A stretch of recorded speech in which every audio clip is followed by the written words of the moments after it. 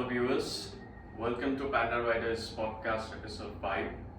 আজকে আমরা খুবই গুরুত্বপূর্ণ কয়েকটি বিষয় নিয়ে আলোচনা করব and সেটি হচ্ছে একজন ফুড পান্ডা রাইডারের একটা রেস্টুরেন্ট কর্মী অথবা রেস্টুরেন্ট ওনার প্লাস কাস্টমার তাদের সাথে কিরকম আচরণ হওয়া উচিত সেই ব্যাপারগুলো নিয়ে এবং তার সাথে একজন ফুড পান্ডা রাইডারের ডেলিভারি করার সময় কি কি নিয়মকানুন মেনে চলা উচিত সেগুলো নিয়ে আলোচনা হবে আমাদের। সো চলুন তাহলে শুরু করি। সো এই বিষয়গুলো নিয়ে কথা বলার জন্য আজকে আমাদের সাথে আছেন একজন ফুড পান্ডা রাইডার ইমন ভাই। আসসালামু আলাইকুম। আসসালাম ভাইয়া, কেমন আছেন? আলহামদুলিল্লাহ ভাই, আপনি কেমন আছেন? ভালো আছি ভাইয়া।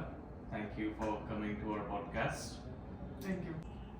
সো ইমন ভাই, আপনার কাছে আমার ফার্স্ট যে কোয়েশ্চেনটা সেটা হচ্ছে কোনো রেস্টুরেন্ট ওনার বা রেস্টুরেন্ট এমপ্লয়ি বা কোনো কাস্টমার যদি কোনো রাইডারের সাথে মিসবিহেভ বা খারাপ আচরণ করে, ইন দ্যাট কেস সেই রাইডারের সেই মুহূর্তে কি করা উচিত বলে আপনার মনে হয়?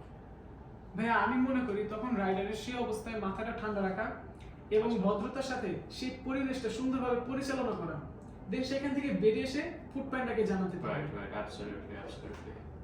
সো ভাইয়া, আপনার কাছে আমার নেক্সট যে কোয়েশ্চেনটা সেটা হচ্ছে কোনো রাইডারের যদি কোনো রেস্টুরেন্ট বা রেস্টুরেন্ট স্টাফ বা কাস্টমার বা অন্য কোনো বিষয় নিয়ে কোনো অভিযোগ থাকে, ইন দ্যাট কেস সেই রাইডারটা কিভাবে ফুড পান্ডাকে জানাতে পারে? জি, রাইডার প্রথমত রাইডার অ্যাপে যাবে, দেন রাইডার সাপোর্টে যাবে, তারপরে সাপোর্টে যাওয়ার পর সেখানে ফ্রেশ ডেস্কের মাধ্যমে টিকিট রেজ করে সেই ব্যাপারটি জানাতে পারবে যদি কোনো অভিযোগ থাকে।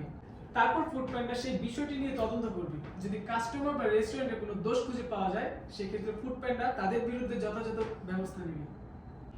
সো ভাইয়া, একজন ফুড পান্ডা রাইডারের কোনো অর্ডার ডেলিভারি করার সময় কি কি নিয়মকানুন মেনে চলা উচিত বলে আপনার মনে হয়?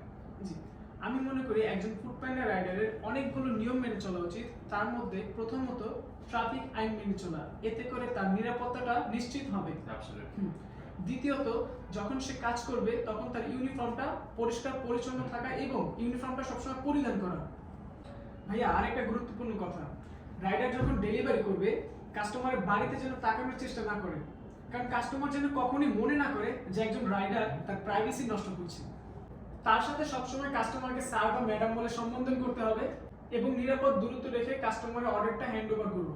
আচ্ছা, আরেকটা গুরুত্বপূর্ণ বিষয়, অর্ডার ডেলিভারি করার পর একজন রাইডার কখনোই কাস্টমারকে কল ব্যাক করবে না। আচ্ছা ভাইয়া, আপনার কাছে আমার লাস্ট যে কোয়েশ্চেনটা আজকে সেটা হচ্ছে অনেক সময় দেখা যায় কোনো কাস্টমার যখন ফুড প্যান্ডা থেকে কিছু অর্ডার করে, সেই অর্ডারের সাথে সে কিছু এক্সট্রা জিনিসও নিয়ে আসতে বলে রাইডারকে। সো এই টাইপের সিচুয়েশনে আপনারা তখন কি করেন?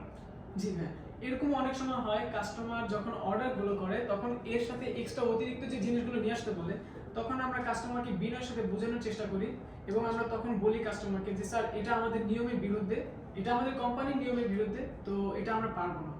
আচ্ছা, সো ইমন ভাই, থ্যাংক ইউ ভেরি মাচ আমাদের এই পডকাস্টে আজকে আসার জন্য। আপনার থেকে বেশ কিছু গুরুত্বপূর্ণ ইনফরমেশন আমরা জানতে পেরেছি। সো থ্যাঙ্কস এগেইন ভাইয়া। থ্যাংক ইউ আপনাকে এত সুন্দর একটা প্যান্ডা রাইডার পডকাস্টটা ইনভাইট করার জন্য, আর আপনি অনেক সুন্দর সুন্দর কোশ্চেন করেছেন, ধন্যবাদ। ঠিক। সো ভিউয়ার্স, আপনারা দেখছিলেন আমাদের সাথে ইমন ভাই ছিল। সে বেশ কিছু ইম্পর্টেন্ট ডিসকাশন করেছে আমাদের সাথে, যেমন কি কি রুলস অ্যান্ড রেগুলেশনস ফলো করা উচিত একজন রাইডারের। আশা করি আপনারা সবাই এগুলো মেনে চলবেন।